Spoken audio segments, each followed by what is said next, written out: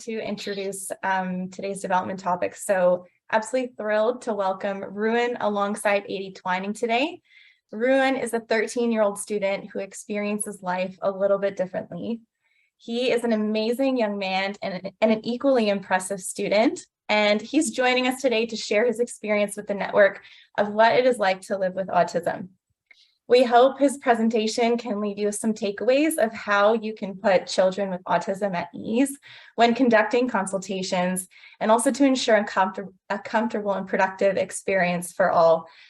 I will be funneling all the questions to Ruan and Adie at the end of the presentation today, so we've allocated a good chunk of time to ask any questions that you have, so please pop them in the chat and I'll organize them as we go. But most importantly, please join me in welcoming Ruan and Adie. And Adie, I'm going to pass it along to you to kick this off. Thanks, Carly, and welcome to Ruan. Great to be able to invite Ruan to the call today. Ruan's mum, Rachel, is a dear friend of ours. She was a bridesmaid at our wedding several years ago. You could say so. And so obviously I've known Ruan since birth, and I've had the absolute pleasure of watching him grow into the thoughtful, talented, and actually quite inspirational young man that he is today. And yeah, to be honest, Ruan's a little bit of a hero to us in this house. But as many as you know, my background isn't really isn't in education or in direct selling to clients. So one of the concerns that I had when I came into this business was, how I could put all young people at ease when I was, going into their home to talk to them about how things are going at school.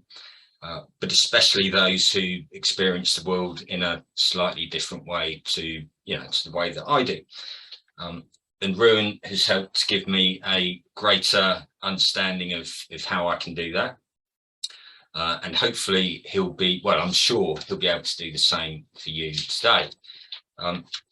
What I would say is that Ruan's going to give you his experience of what autism means to him.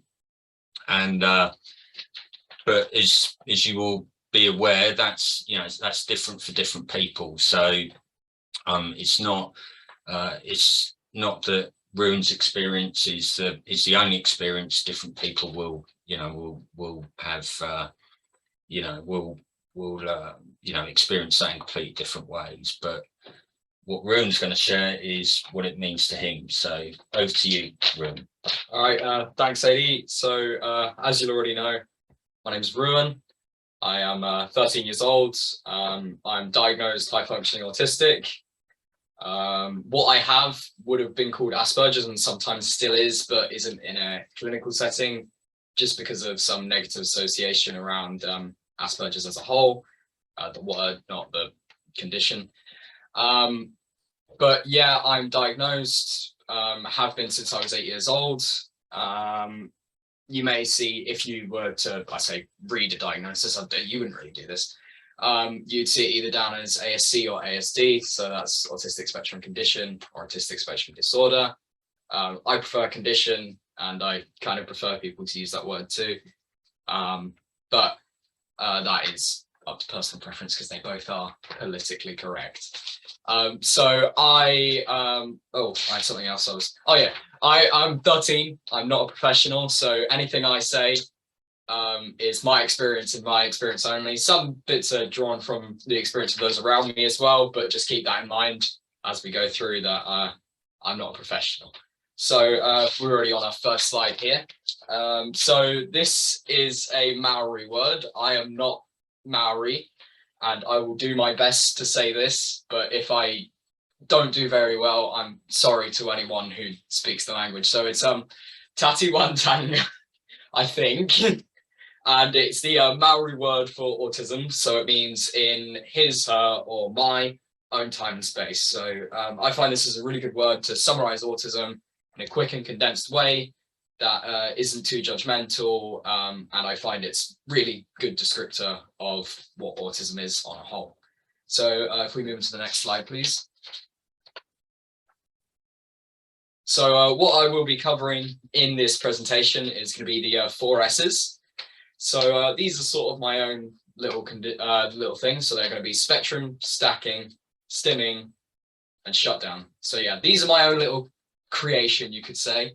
You probably won't find them in any official material. You'll find a couple of them mentioned, but yeah, these are my little thing for my little presentation. So if we can move on to the next slide, please. We're going to go on to our first S, which is going to be spectrum. So anyone who has experience with autism probably would have been taught that the spectrum is like a ruler, just with one person on one side, one person on the other, which to an extent is completely true because different people will be on different parts of the spectrum. But what I want to highlight, if you could just play the animation now, is that autistic people have their own spectrum inside of them. So on a different day, in a different situation, an autistic person could be on a different point of their own personal spectrum inside of them. At least this is from my experience. So certain days I might be willing to go out and play with my friends all day, and then I'd go listen to some music and really loud, and then I'd be able to go downstairs and have a big conversation with my family. And then on other days when I might be a bit higher on my own personal spectrum, I might just be able to have that conversation with my family, and for the rest of the day I should just sit on my own and do my own thing. So yeah, autistic people do have their own spectrum inside of them. Certain things can elevate an autistic person's spectrum inside of them, and that is what we're going to move on to our next test, which is going to be stacking. So as you can see here on the screen, stacking is when multiple factors pile up that can cause an autistic person to pretty much struggle some more. And can make an ordinary situation more unbearable. So as we have here on the screen, this is our little visual representation of this. Now this would have been done in person, but the call doesn't like that. So what we have here is a picture of a jar. If you look at the jar, we've got the liquid in it, it's half full, and then there's half of it still full of air. So there's nothing in it right now, so the water level is just at half at an equilibrium. So if we move on to the next one, say for instance, I was stacking. So I go out and I wake up in the morning, go downstairs, and the breakfast I like isn't there. So that's going to be, if you can see the little thing in the jar, they look like potatoes. Well, no, they are potatoes, but they kind of look like onions or something. I don't know. But that's one in the jar. And then I get in the car and next slide. I get in the car and say we have to go get petrol, and I can smell the petrol. That's another thing in the jar. And I get to school and the sun's in my eyes. That's another thing in the jar. So as you can see here on this slide here, the water level has risen in the jar, which is pretty obvious. I might have added some extra water in for that one. But you still got the things in the jar which represent all the things stacking together, which raise the water level. Now the water is meant to represent, so the red water is the emotional responses. So the things that the way I respond, and then the air above it is the emotional resilience, the thing that's holding that back. So as you can see here with the water level up high, there isn't much air, so there isn't much resilience left. So that's what that little metaphor demonstration is meant to mean, that things stack up and that can heighten an autistic person's emotional responses. Yeah. So if we want to move on to the next slide now, which when an autistic person is stacking, they will most likely stim. So this is what this slide's about. Stimming is for autistic people a way of self-regulation. So if I've been having a bit of a difficult day, if I've been stacking quite a lot, I might start to self-regulate. Now this can be done in many ways. I quite like just clicking a pen. I find it's quite subtle, but I still like it. But as you can see here on the screen, I've got some examples of things that some people do use to stim. So we have a fidget spinner and a fidget cube. I never personally like these, but I know some people who do. But pretty much stimming is self-regulation as a way to calm yourself down. So say for instance, you're at a consultation and you're sat there with with a young person who has autism, and their parents, and you notice that that person may be stimming. So that might just be they have something in their hand that they're playing with, or maybe a bit of a hand flap or a pen click. It just varies person to person because everyone has their own stims. If that stim is annoying you, luckily you're usually there with the parents, or should be there. Yeah. There should quite often is someone there who knows a bit more about the young person. So if they are doing something that's annoying you, we do it. I have friends who are autistic. They stim, I stim, we annoy each other. We just start annoying each other and we wind each other up. So if someone is stimming and it is getting on your nerves a bit, you might just want to mention to them, oh, could you do something else?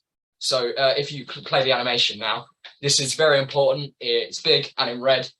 Never stop the stim. So stimming is, like I said, a way of self-regulation. So if you attempt to stop a stim, it could cause what we're going to move on to next, which is a shutdown. Not quite yet. Stimming, I had something else on this. Let me find it. Oh yeah, masking. So if you're someone like me, I'm a bit older, obviously. So I've learned over my years existing that when I stim, sometimes my stimming behaviors people around me might not like them. So I mask. What I do is I hide my stims, or I do a more subtle stim. So this is helpful. It does definitely helps people with autism in social environments, so that they know, people aren't judging them. But after masking for a while, it can get really exhausting. So if I've been masking for multiple hours, by the time I get home or by the time I sit down, I might just be out of it. So I will just sit down and do nothing. And sometimes I will move on to the next slide. So you can move on to the next slide now, which is a shutdown. So if it's been really bad and I haven't been able to stim, I've been masking and I've been stacking, I might shut down. Now, shutdown is also called meltdown sometimes. It varies person to person, obviously. As you can see here, we've got a couple of things on shutdown. So shutdown can present in loads and loads of ways. It completely is different for everyone. Oh yeah, stress balls. Sorry, I was reading the chat.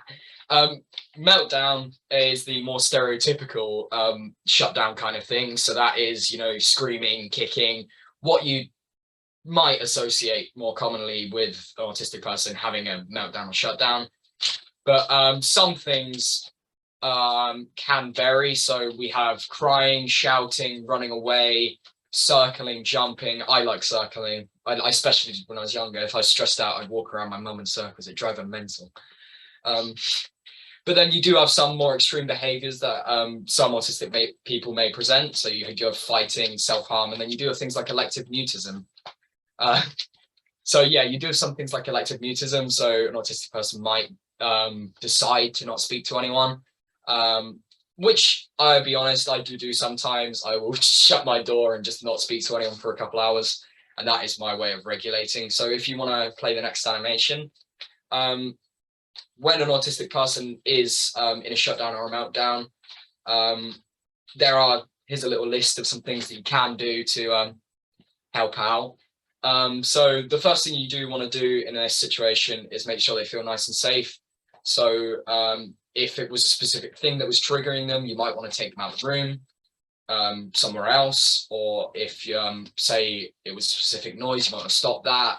And you want to just make sure they feel nice and safe. They're not threatened or anything like that, because yeah, that can not end well sometimes, because really with a shutdown or a meltdown, it does trigger that primal instinct in the brain of fight, flight and freeze. So you really want to make sure that they feel safe and they're all right. Then you want to give them some space. You don't want to be up in their business. Just give them their own thing, with the exception of if they ask to speak to you, or if they ask for you to do something. Obviously, if it's appropriate, you would want to help out, because that's what they've asked for. Time, which is really important, because getting over shutdowns or meltdowns can and does take time. You want to give them plenty of reassurance. Just make sure it's all right, it's okay, I don't mind, it doesn't matter. All things like that are really helpful. And then you also do have time again, because time is really mainly crucial in getting over a shutdown or a meltdown. And then you want to just make sure you have plenty of patience. You're not rushing it. You're not you're not, overdoing it, making sure, oh, come on, we need to finish this. Just give them their time. And then by the end of it, it is quite good to have a little discussion. Just mention, why did that happen? Why do you think that happened? How do you think we could handle it better next time? And then the most important thing through the whole process is making sure there's no judgment and that you trust them, they trust you. It's all right. So if we want to move on to the next slide, we're going to do a bit of agree or disagree. So there's going to be some questions pop up on the screen. There's going to be a poll coming up that should just pop up on your screen, and we'll have a look. We'll have a look at the answers and we'll talk about the answers a bit. So if we want to do that one, yeah. So the first one is autistic people can't cope with change. So if we want to, there we go, there's the poll. Might as well just stick it in there. There we go.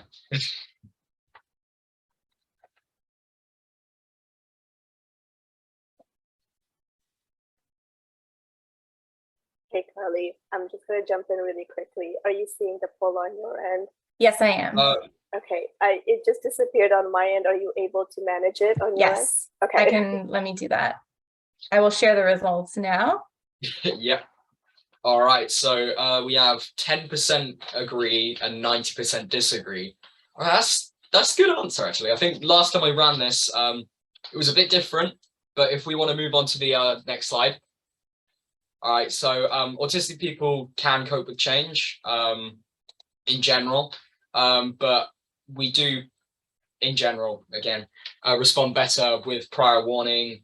So an example of a change like this is, say you have to change a young person's tutor or an autistic person's tutor. You'd want to let them know in as much advance as possible, just so they could start getting used to that change. Possibly you'd want to introduce them or at least let them know who the new one was going to be, the replacement, if possible, so that they can work over that change themselves and take that time to work over that change. So yeah, next one. Autistic people can experience sensory challenges.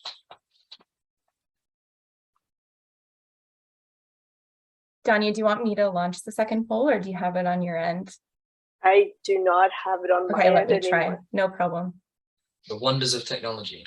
Yeah, it should appear as a separate question in the drop-down list, Carly. Perfect. I think I've got it. Thank you, Danya. All right, here it is. Might as well stick one in. Oh, yeah. I had to think what I was going to put down for that one for a second. Long down. All right, ending the poll and sharing the results. All right, we have 98% agree. Wow. 2% disagree. All right, let's have a look at what the answer is. That one's meant to, okay. Yeah, is the answer. Autistic people can experience sensory challenges. So these can manifest in loads and loads of different ways. So obviously you have your 5 senses, so sight, sound, smell, taste, touch. So quite often I struggle with sound and sight. I wear glasses, so when there's light going in my eyes, the glare is so much worse. Yeah, and I have friends as well who have to wear sunglasses because the light outside is too bright for them. We also have stuff like certain people are fussy about foods and tastes. And for an example, other people will struggle with certain textures, like certain coats, like waterproof material makes like a funny sound and feels funny. That just really doesn't sit right with people. So yeah, they can experience, loads and loads of different ways.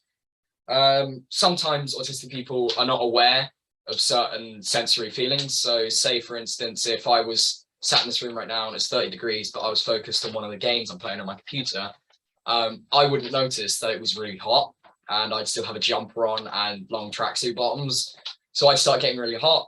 So if you're in a situation like that and someone's focused and they've still got a jumper on and it's really hot and you're sweating a bit, you might just let them know, oh, do you want to take your jumper off? Is it hot? Because that can be really helpful before you noticed a minute ago and you're dripping in sweat and you've been playing the game for too long. And so if we want to move on to the next one now, autistic people like routine and order. So there's the poll.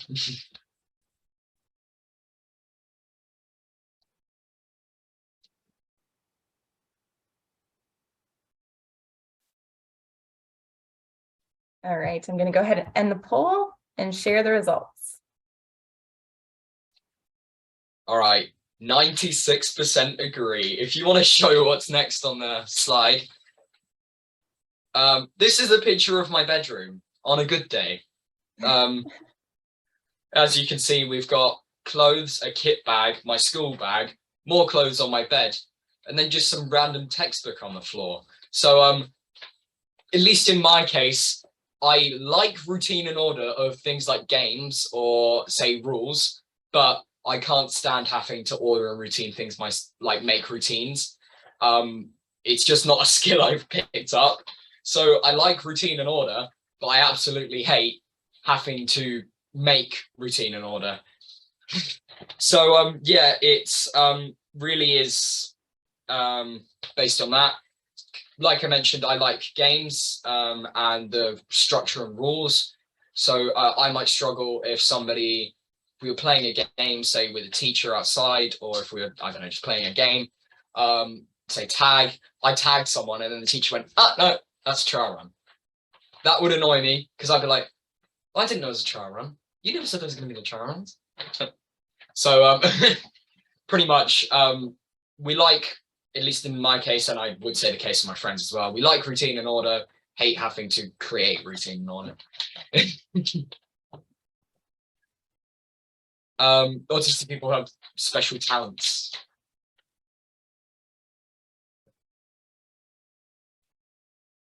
Oh, just stick what you think.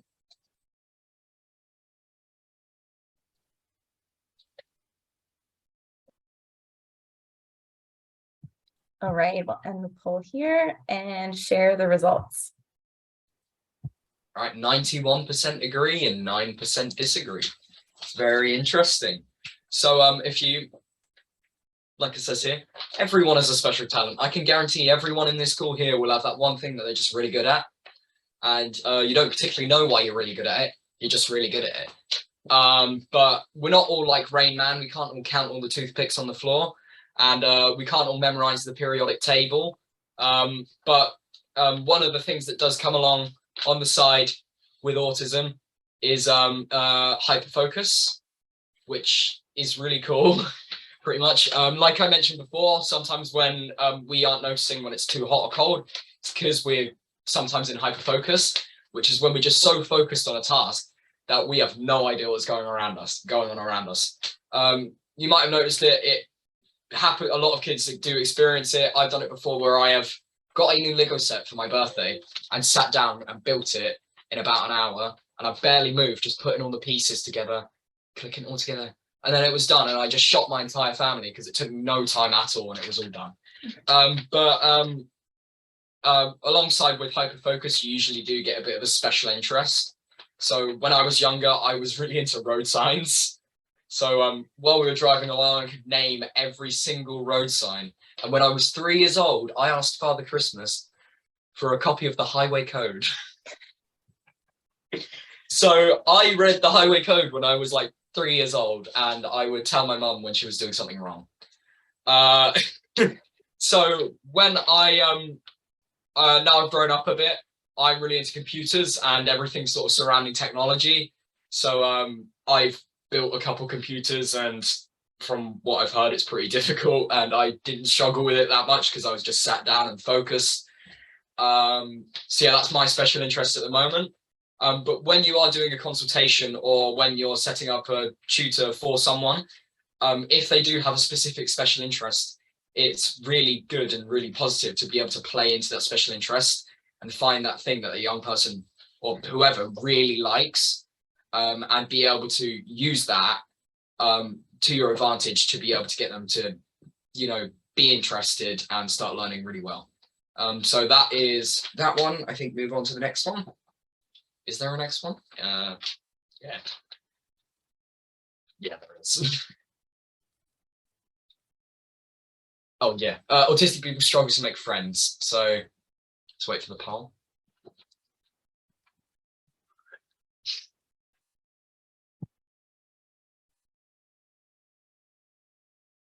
All right, I'll go ahead and end the poll and share the results for you, Ruan.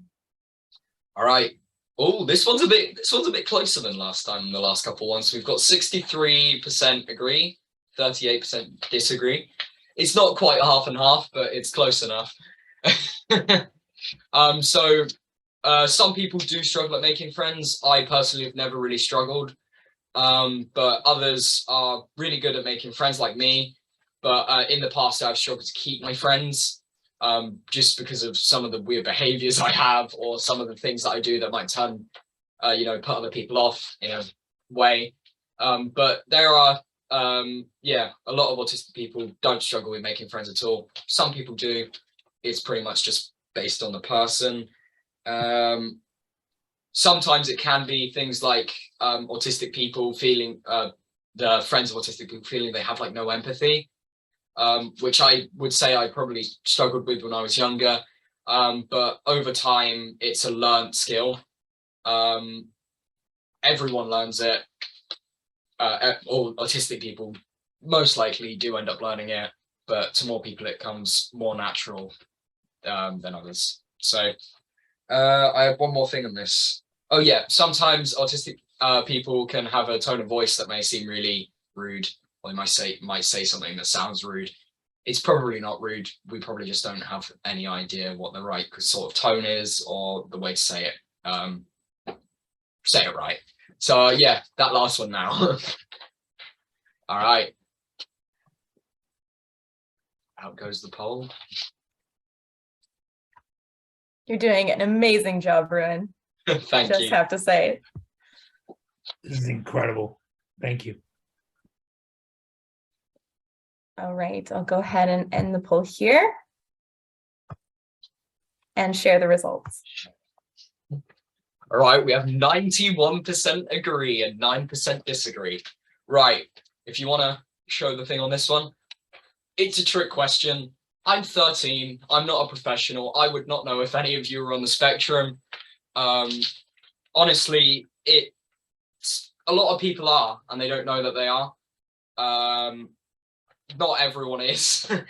Or sometimes you may be borderline or just have some of the traits. But really the only way that you could know if you're autistic is to get a diagnosis. I had something else on this. Let me find it. Yeah, there's loads of undiagnosed people who just have no idea throughout their entire life, and it doesn't really affect them that much. All it is based on is how much it affects you. So if you found it affected you, then it probably makes sense to get a diagnosis. And that's sort of how it worked with me. But it's, yeah, I don't know.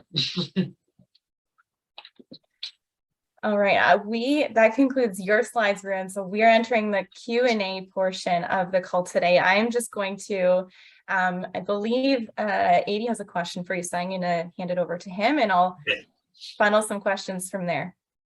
Yeah, so, and actually, Ruan, you've touched on some of this already, but I've explained the process that we go through when we go to visit family in their home, just to understand what it is that they're trying to achieve through tuition. But what advice would you give me to, if I was to come to your home, what advice would you give me to make that as positive an experience for you as possible, or to make you feel comfortable throughout that?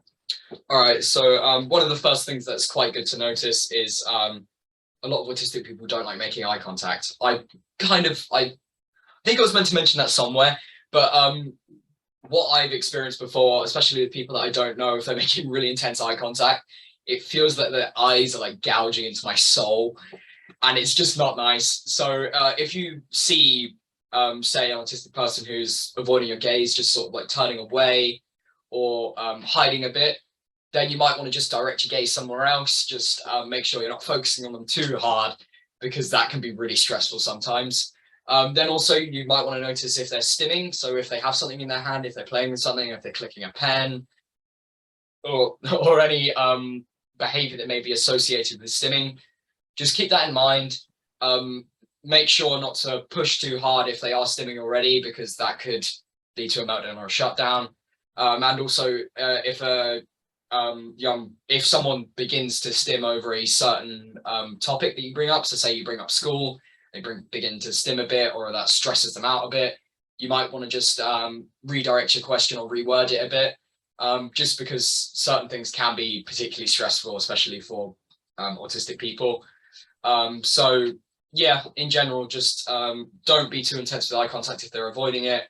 Look out for stimming, and just make sure to be nice and inviting, you know, just a nice human being.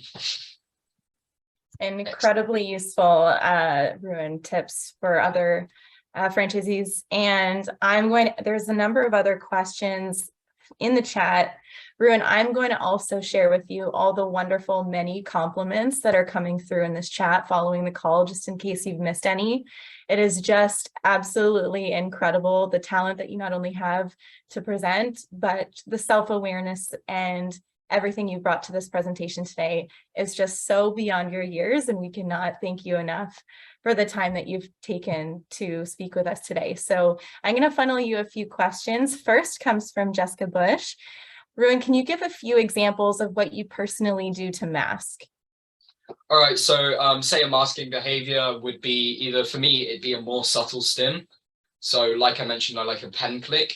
So it's really subtle, you can barely notice it. And what I will do with that is, instead of pressing the pen all the way down, I'll just press it until I feel the resistance of the spring, because that's what sort of calms me down, and then let it go, and then do that a couple of times, because it's really calming for me. So for me, it's either a more subtle stim, or I just try and focus on something else and just sort of move away from that as a way to stop me from exhibiting a behavior that might be seen a bit odd.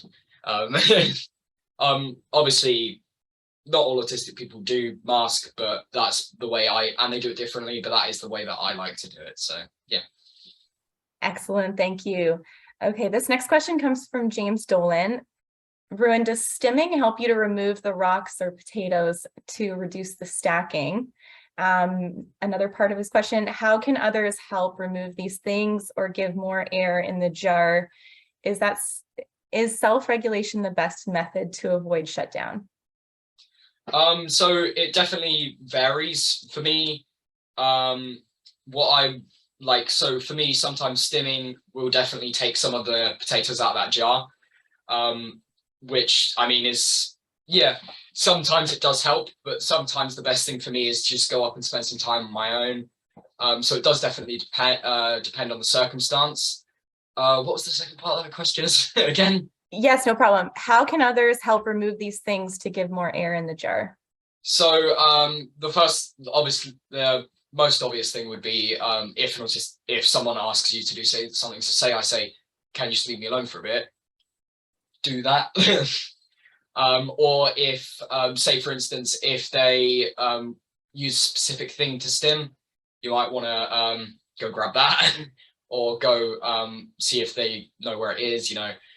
Because stimming is self-regulation, and that is, moving on to the next bit, self-regulation is one of the best ways, in my opinion at least, for me to take the potatoes out of my jar. But the other way is just waiting it out. And stimming is commonly used language, yes? So. Yeah, no, stimming is commonly used language, at least over here. I don't know about anywhere else. But if you were to say to a student, you know, that you need to stim or whatever, usually that would be the right kind of thing, but another word that is sometimes used is fidget. Yeah, okay. Yeah, fidget, or what's the other one? I don't know. But like fidget, stuff like that as well. It's just words like that are usually associated with stimming and sort of, yeah, self-regulation. There we go. Perfect. That is it, Ruan, for questions. I do just want to take a moment and read a few compliments because we have time, and it is just beyond words. So many sentiments, and that you are incredibly inspiring today, very well spoken and self-aware. You presented very well, says Maria. Susie Boone, Ruan, you rock. Best presentation ever. So informative and such great information for us to use in our everyday lives. You should be very proud of yourself. Sally says, you are a brilliant presenter and the info is so helpful. You have a wicked sense of humor too. Raquel says, I've been smiling throughout the whole presentation. You have definitely made my day, Ruan. James said the 4 S's explanation is the most understandable way I've ever heard autism explained. Well done, Ruan. Write a book or do a TED Talk. Byron says, what I appreciate about your presentation, Ruan, is your self-awareness.